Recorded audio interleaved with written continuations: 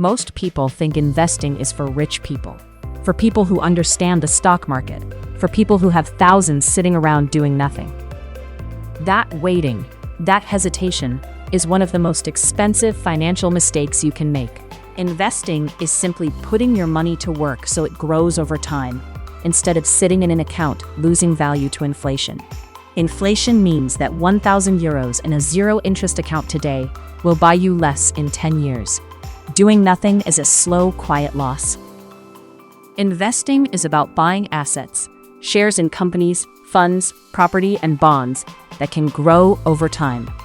Here's the concept that changes everything: compound interest. It means you earn returns on all the returns you've already made. If you invest 100 euros a month starting at age 25, at a 7% return, you'll have roughly 240,000 euros by age 65. For most beginners, the answer to where to invest is simple: index funds, which track broad markets like the S&P 500. Look for low-fee ETFs with fees below 0.5% annually to keep more of your earnings. Only invest money you won't need for at least 5 years. If you might need it soon, keep it in savings. Start small and stay consistent. 50 euros a month is better than 5,000 euros once and never touched again. You don't need to know everything to invest.